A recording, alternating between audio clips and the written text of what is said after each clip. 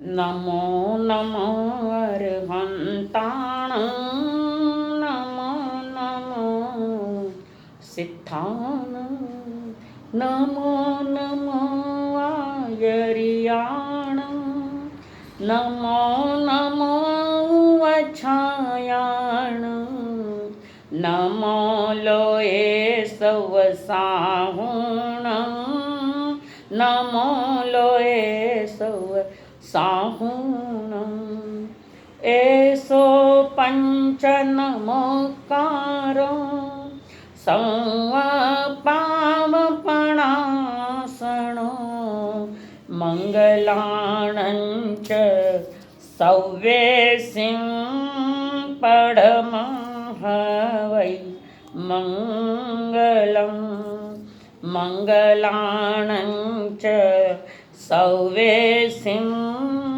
पढमः वै मंगलम्।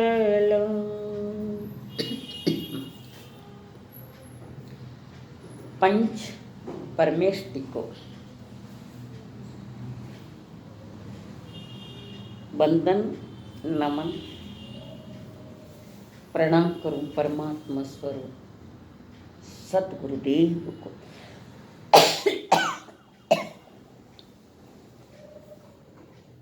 इस आर्यावर्त के महामानव श्रमण भगवान महावीर स्वामी,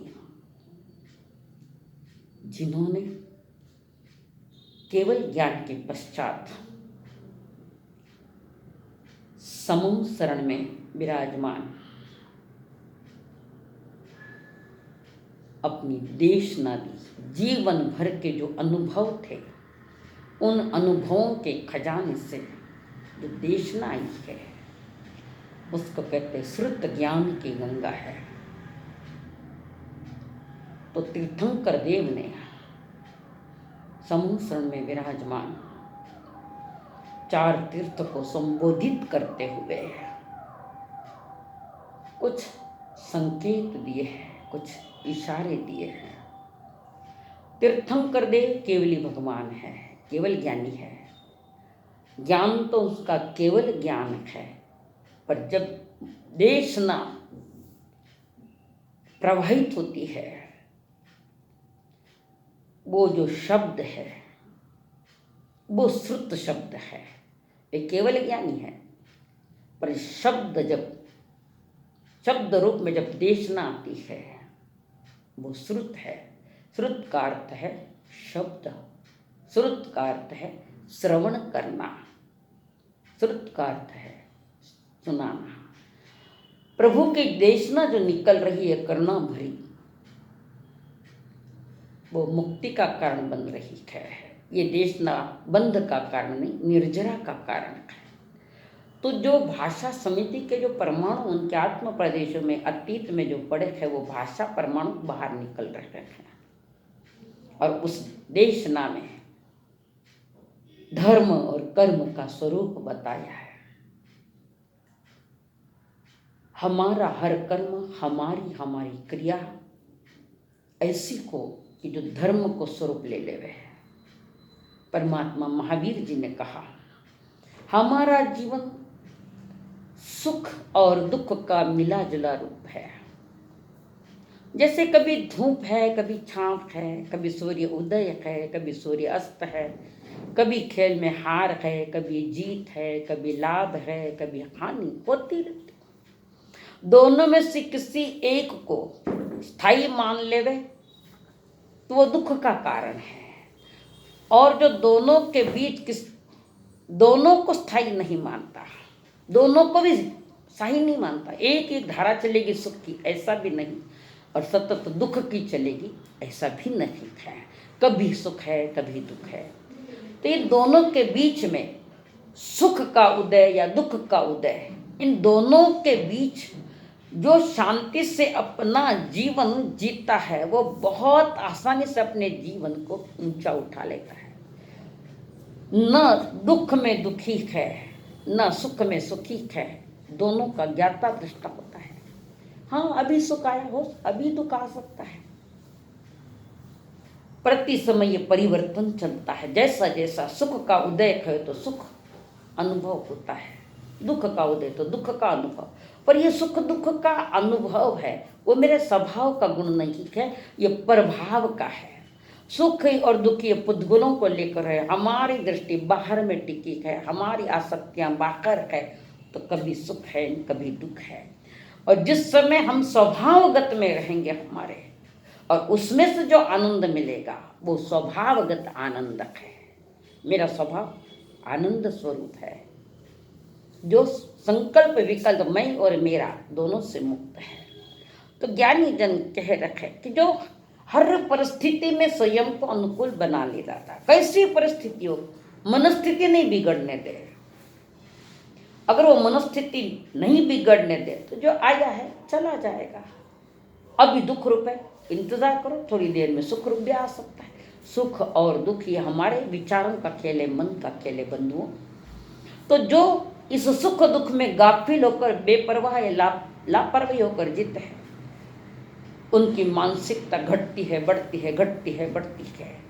तो ये जो उदय आए हैं तो वर्तमान के बंधन के तो है ही नहीं, ये अतीत में कहीं हमने ऐसे कर्म किए हैं, ऐसे कुछ कारणों को हमने पाल रखा है जो सातारूप बंधे या असातारूप बंधे, ऐसे हमने कुछ कारणों को पाल रखा है। तो वो अपना समय पूरा करके उदय में आ रखे हैं। अगर हमने साता से किया है, साता से कर्म किया है, साता मिलने के, साता के बंध के जो कारण मैंने पाले हैं, तो साता वेदनीय के रूप में अनुकूलता मिलेगी। असाता के कारण पाले हैं तो असाता रूप उदय में आएंगे, दुख का अनुभव होगा। तो ज्ञानी जन कहते हैं इस साता वेदनीय जो कर्म है, अगर हमारे जीवन में आज जो भी सुख आया है तो उसका कारण मेरे भीतर में है, भीतर में मौजूद है। उसके लिए जो हमने जो प्रयास किया था वह जरूर याद रखना चाहिए कि मैंने साता वेदनीय बंध के लिए कौन कौन से प्रयास किए थे। समझना कि अगर नहीं समझ में आवे तो देव गुरु धर्म है, हमारे शास्त्र है, आगम है, सारे व्यवस्थित विधि पूर्वक सारी बातें स्पष्ट रखी है कर्म सिद्धांत में। तो आज अगर मुझे साता वेदनीय का उदय है तो साता वेदनीय में गाफिल मत होना, उसी समय ध्यान रखना। अभी है साता, हो सकता है अगला समय आए और नहीं भी आवे, पर ऐसी परिस्थिति में मैं स्वयं को अपनी मनस्थिति को मजबूत संभाल के रखूं। साता आया है तो सुख पाने मेरा क्या पुरुषार्थ हो रहा है, ये अगर मैं जान लूं, समझ लूं, तो दुख में भी निराश नहीं होगा। और दुख को समझकर इसके कारण क्या है, कारणों को जान ले, वहां बेपरवाही नहीं की, तो साता आ सकता है। तो बाहर से किसी और के कारण आने का कोई कारण नहीं, उसके सारे कारण मेरे भीतर में पड़ा। सुख भी है तो कारण मैं हूँ, भीतर में मेरे कारण है। दुख में हूँ तो उसके भी कारण मेरे भीतर में। तो दुख रूप की असाता वेदनी के बारे में पहले कुछ दिए हैं, जानकारियाँ दी। बीच में 2-4 दिन कुछ कारणवश नहीं हो पाई, नहीं कर पाई मैं। कुछ वातावरण नगर का ऐसा थोड़ा सा गलत था, यानी साध्वी जी बीमार थे जो अभी देवलोक हुए, तो उसमें मानसिकता हमारी खराब हो गई थी। क्षमा चाहते हैं आपसे हम लोग।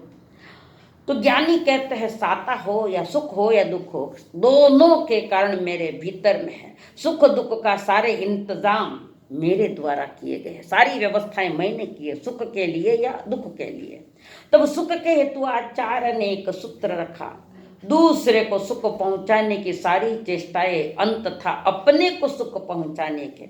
हम औरों को सुख देंगे, शांति देंगे, आनंद देंगे, तो मैं इंतजाम कर रहा हूं, मेरे सुख का इंतजाम कर रहा हूं। और तथा औरों को दुखाने की सारी चेष्टाएं हैं तो दुख रूप आएगा। तो ज्ञानी निर्णय हमारा है, ज्ञानी ने विधि बताई है। अब निर्णय तो मेरा है कि मुझे सुख के कारणों को पालना है या दुख के कारणों को पालना है। हम दुख के कारण पाल रहे हैं, खैर फिर रोते हैं मैंने क्या किया, दूसरों ने कौन किया है, दूसरा कौन है। कारण सुख दुख के दोनों कण तो मेरे भीतर मौजूद है, मैंने तो किए थे। तो औरों को दोष देने का कोई कारण नहीं, और दोष देवे तो तुम्हारी मिथ्या भ्रमणाएं भ्रांतियां हैं। सुख भी मेरा है, दुख भी मेरा है। तो ज्ञानी जन पूछते हैं कि भाई सुखी होने के सही उपाय क्या है, सीधा साचा सीधा उपाय, बस बात इतनी सी है। मेरे द्वारा दूसरे को सिर्फ सुख ही पहुंचे, कभी दुख न पहुंचे। बस यह जो प्रक्रिया है, दूसरे को मैं सुख नहीं पहुंचा सकूं तो दुख भी नहीं पहुंचाओ, मत पहुंचाओ। ये जो प्रक्रिया है वो मैं अपने लिए तैयारी कर रही हूं सुख की। अगर आज साता और सुख का अनुभव करे तो उसके जो कारण आचार्य देव कह रहे वो कारण है भूत वृत्ति अनुकंपा दान सराग संयमादि योग शांति शौचामिति सद्वेद्यस्य। जो इंद्रियादि प्राणों से जीता है उसे भूत या प्राणी कहते हैं। भूत यानी प्राणी जो कि आयु आदि प्राणों से जीता है। ऐसे प्राणियों पर अनुकंपा करना और उनमें जो वृत्ति है उनका विशेष ख्याल रखना। वृत्ति भी दो प्रकार के, एक वृत्ति और एक महावृत्ति, एक श्रावक और एक साधुजन। इन दोनों पर अनुकंपा यानी क्या? औरों के दुख को अपना दुख मानकर जो द्रवीभूत हो जाता है तथा औरों को सुख मुक्त दुख मुक्त करने को जो प्रयत्न किया जाता है, दुख मुक्त करने का जो प्रयत्न किया जाता है उसका नाम अनुकंपा है। खाली सहानुभूति नहीं, खाली सिर्फ सहानुभूति अनुकंपा नहीं हो सकती। सहानुभूति तो ठीक है, हो सकता है उसमें नकलचीपन भी निकल सकते, सहानुभूति में हो सकता है ऐसा। कोई ऊपर से सहानुभूति दिखा सकता है, अंदर में सोचता है अच्छा हुआ, बाहर कहता है अरे अच्छा नहीं हुआ, हमें बहुत दुख रहा है, पर अंदर में कुछ और ही चूहे घूमते हैं, अच्छा हुआ, ऐसा होना नहीं चाहिए था। तो ऐसा जो सहानुभूति, उस सहानुभूति में हम उनके दुखों को निवारण करने के लिए अगर प्रयत्न किए तो वो सहानुभूति है। दुखों को दूर करने का प्रयत्न कीजिए तो वो है सहानुभूति। खाली बोलने से नहीं होता, प्रैक्टिकली दुख दूर करने का है, चेष्टा करो। जैसे शांतिनाथ भगवान के जीवन में पूर्व में एक बाज पक्षी जो कबूतर को पकड़ने के लिए आया था और कबूतर उनकी गोद में बैठा है, वो पीड़ित है, कबूतर डर रहा है। शांतिनाथ भगवान ने हर तरह से समझाया उस बाज पक्षी को। वो कहे नहीं, मेरा हार यही है, तो ये तो नहीं जो मेरी शरण में आया है, साता मैं, मेरा काम है उसको सहानुभूति, उसको दुख दूर करने का मेरा काम। तब जो बाज पक्षी ने जो दिया भाई इसके वजन का मुझे आपके शरीर का मांस तो किया, तो कितनी साता आई है। जब गाते हो ना आप लोग, साता की जो जी श्री शांतिनाथ प्रभु शिव सुख दीजिए जी। अब शांतिनाथ जी तुम्हें साता देंगे या आप अपना पुरुषार्थ करोगे कि साता मिले? शांतिनाथ जी साता देने वाले। अगर शांतिनाथ जी साता देने वाले तो सभी जीवों को साता दे देना, एक को क्यों? कारण वे तो वितरागी है, केवल ज्ञानी है, सर्वज्ञ वितरागी है, ऐसा नहीं। वे भी कहते हैं कर्म आपका, धर्म आपका, हम तो विधि देते हैं, मार्ग देते हैं, जानकारी देते हैं, बाकी हमारा विषय नहीं। बाकी और मैंने भी तो जानकारी ली, हमने पुरुषार्थ किया तो हमने भी पाया। तो ये जो अनुकंपा है, औरों के दुखों को दूर करने का सहयोग देना, खाली मुंह से नहीं बोलना, प्रैक्टिकली करो, वो अनुकंपा है। हमारे मन में दूसरे के दुख दूर करने का भाव आ गया, बहुत अच्छी चीज है। आधा काम तो खाली भावना आई है, बहुत अच्छी चीज है। अब उसे दूर करने का प्रयास करना, यथासंभव कोई उपाय करना, यह है अनुकंपा। तो देवानुप्रियो, आज हमें जो सुख सुविधा मिल रही है, यह पूर्व भव में कहीं न कहीं किसी भव में अनुकंपा के परिणाम स्वरूप है। जब भी साता असुविधा अपने जीवन में महसूस हो तो फौरन याद आ जाए कि मैंने कितना पुरुषार्थ किया होगा पिछले किसी भव में, कितने जीवों के प्रति दया के भाव आए होंगे और भाव से सहायता की होगी। आज मैं सुख सुविधा में गाफिल होकर चाहे जिसकी क्षति करता हूं तो ये सारे सुख जो कमाया था सारा वह दुख रूप में जा रहा है, सुख बेकार हो रहा है हमारा। उस सुख में, सुख के उदय में और ऐसे काम करो, दया है, अनुकंपा है। तो ये जो कारण, इसको समझना तो जरूर पड़ेगा। वर्तमान में अपने सुख के उदय में बहुत सारी धन की, अर्थ की, परिजन की बहुत बड़ी शक्ति मिली है, पर उस शक्ति का हमने अगर दुरुपयोग किया है, किसी के घर बर्बाद करने में, किसी का धंधा बर्बाद करने में, किसी को जीवन को उठाने से, किसी को कुछ, किसी से कुछ करते हो, छोटे गरीबों की झोंपड़ी आई है तो किसी को झोंपड़े उठाने में, उसमें भी मन तैयार हो जाता है हमारा, किसकी झोंपड़ियाँ उखाड़ना, किसी के परिवार में लड़ाइयाँ लगाना, किसी के भीतर में अशांति पैदा करना, किसी के भय दिखाना। बस इंतजाम कर लिया, नजदीक ही दुख का सागर आने वाला है। धन कमाने में लोगों की गर्दनें भी दबानी पड़े तो तैयार हो जाता है आदमी। आज मर्डर करने को धन के पीछे, तुमने मर्डर तो किया है, वो काया का हुआ है, कल तुम्हारी आत्मा का मर्डर है, 4 गति में पूरा घूमना पड़ेगा। एक तो इतना तो जानो कि एक चींटी की रक्षा करने वाला अपने जीवन में एक काम क्यों करते हैं। चींटी की रक्षा की बात करें तो ऐसे मन के परिणाम इतने विचित्र है। एक चींटी की रक्षा है, लेकिन अपने जीवन में सुख उत्पत्ति है तो सन्नी पंचेंद्रियों को दुख में डालना पड़े तो भी तैयारी। सन्नी पंचेंद्रिय यानी मनुष्य, तिर्यंश, इस पर आपको जरूर विचार करना पड़ेगा। ज्ञान पहली बात है, अनुकंपा है, और दूसरा कारण अब बता रही हूं, दूसरा जो कारण है दया। दूसरे के उपकार के लिए अपनी वस्तु का त्याग करना, औरों पर कुछ उपकार करना है, उसे सुख देना है, कुछ चीज उनको चाहिए है तो अपने वस्तु का त्याग कर दो। इसमें निज उपकार निहित है। आप सामने वाले के ऊपर उपकार कर रहे हो, पर अप्रत्यक्ष में निज आत्मा पर उपकार कर रहे हो।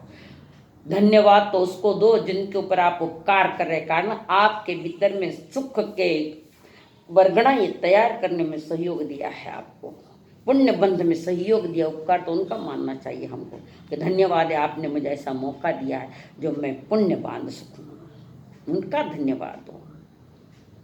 अपना इसमें उपकार नियत है। संसार सोचता है चीज जोड़ेंगे तो सुख मिलेगा। जिनवाणी माँ कहती है चीज छोड़ोगे किसी के लिए, किसी दुखी के जीव के लिए, चीज छोड़ेंगे तो सुख मिलेगा। हम कहते हैं चीज जोड़ेंगे तो सुख मिलेगा।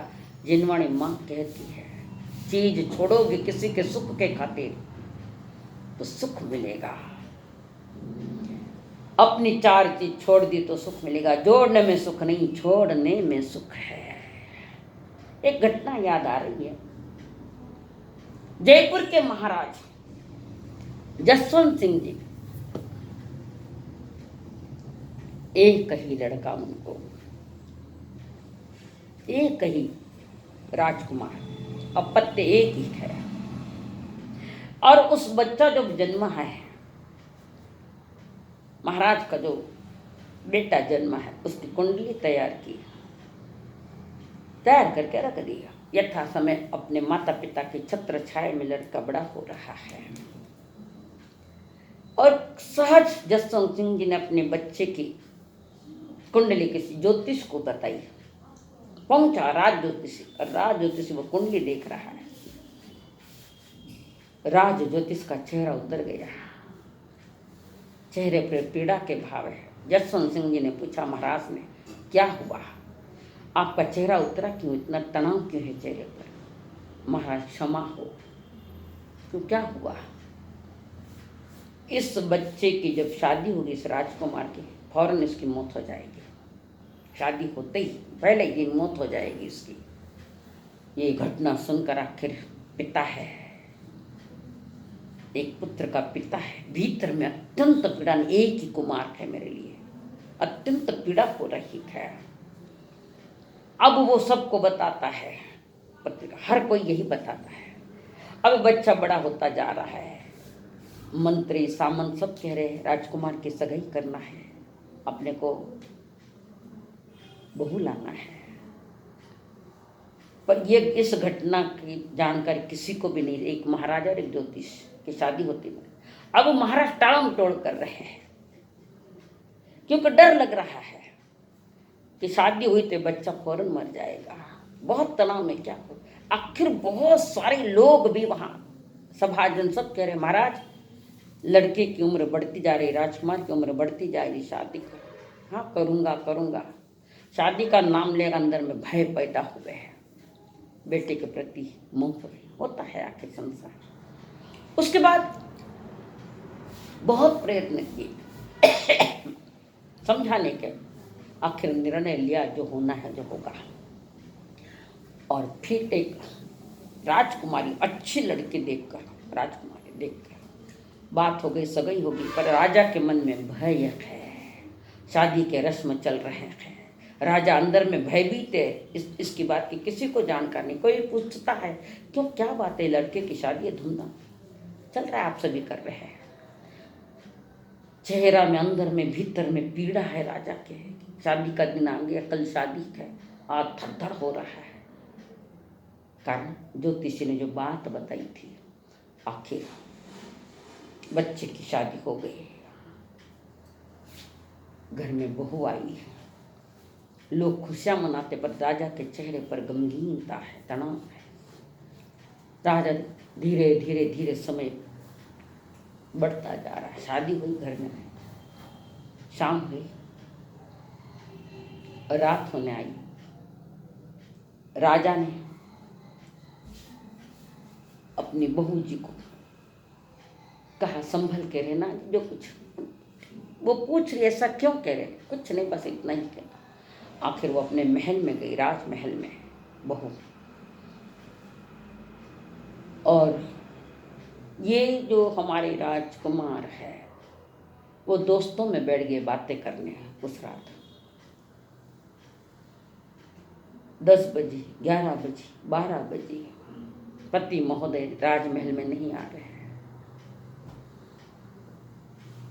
उस बहू को एक आवाज आई मध्य रात्रि 12 बजे में, एक बूढ़ी माँ भूखी अपने 2 पोतों को, छोटे छोटे 2 बच्चों को लेकर जा रही, पोतों को भूखी है, कोई दो कोई कुछ दो, हम भूखे हैं, रात में 12 बजे।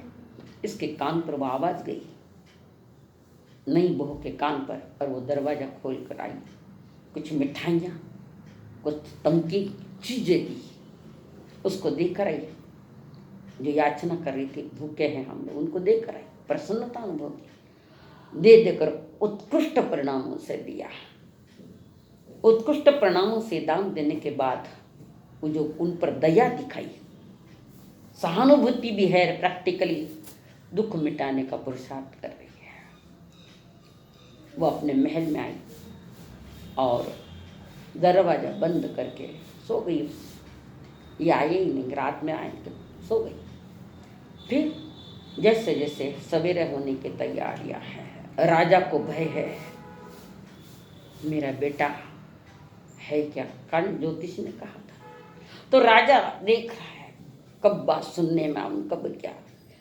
अभी वे राजकुमार जी 2-3 बजे रात में आए थे, वो सो गए। फिर ये भी सवेरे देखे तो बेटा और पुत्र वधू दोनों ही नीचे आ रहे हैं। राजा देख के हैरान थे, ज्योतिष ने ये बात कही थी, अरे मेरा बेटा तो जिंदा है। दोनों ही आए और आते ही देखा, फिर ज्योतिषकार को बुलाया, तुम्हारा ज्योतिष झूठ है। वो कहते हैं मर जाऊं तो भी झूठ, मेरा ज्योतिष झूठ नहीं होता, कुछ भी हो जाए, पर ये कैसे, बेटा जिंदा है, मेरा बेटा जिंदा है, पुत्र वधू भी है। फिर राजकुमार ने उनको भी देखकर ज्योतिष ने कहा बहू जी पुत्र वधू को बुलाओ। पुत्र वधू बैठी, पुत्र वधू को बुलाए, उनसे कुछ बातचीत करे, रात में कुछ हुआ था क्या, ज्योतिष पूछ रहा है। क्या क्या तुमने, कुछ भी नहीं हुआ, कुछ तो हुआ होगा। हाँ भाई रात रहे 12 बजे के आसपास एक गरीब बाई की आवाज़, अब 2 पोते साथ में उनकी आवाज़ आ रही थी, वो कुछ खाने को मांग रहे, बहुत भूखे थे, तो मैंने कुछ मिठाइयाँ और कुछ दी, उनको दया दिखाते हुए उनकी भूख मिटाने के लिए साधन दी है। उसके बाद कुछ हुआ कि नहीं, कर चलो महल में ऊपर। तब ऊपर गया, दरवाजा खुला तो उस दरवाजे के बीच में एक नागराज, महाभयानक नागराज वहाँ आया हुआ था। पर इस बाई ने देखा, ध्यान में नहीं आया, उसने दरवाजा बंद किया तो दरवाजे के पट में उस नागराज उसमें अटक गया, दरवाजा बंद करके उसकी मौत हो गई। तब ज्योतिषी कहता है महाराज मेरा ज्योतिष कभी खाली नहीं जाता, मैं बताता हूँ आप कैसे जिंदा रहा। ये आपके राजकुमार अपने दोस्तों के बीच में बातें करते बैठे हुए होंगे, इधर वो पुत्र वधू अपने महल में, उसको महल में आवाज़ आई, किसी गरीब माता की आवाज़, चिल्ला पुकारने की, हमें कुछ खाने को दो, हमें कुछ खाने को दो। आपके पुत्र वधू कुछ मिठाई और कुछ नमकीन चीज़ें लेकर उनकी भूख मिटाई, उन पर दया की, उन पर अनुकंपा की, उन पर दया दिखाते हुए अंतर से प्रणामों से दया दिखाई। वो जो पुण्य बंधा है, वो दया भाव दिखाते उसके पेट की भूख मिटाई, तो वो जो दया भाव है वो तुरंत फला है। और उस दया भाव के कारण उस बहन को जो खाने को दिया, उसकी दुआ और इसके भीतर के दया के जो परिणाम है, उन परिणामों के कारण आपका पुत्र जिंदा है। वरना देखो दरवाजे के पट में देखो वो सांप अटका हुआ जो उसको डंकने के लिए आया था, पर बीच में, तो उसकी दया इस अपने पति को बचा पाई है। मैंने कहा तो ज्ञानी जन कहते हैं दूसरे के लिए अपने वस्तु का त्याग करो, जिसको जिस चीज की आवश्यकता उसका त्याग करो,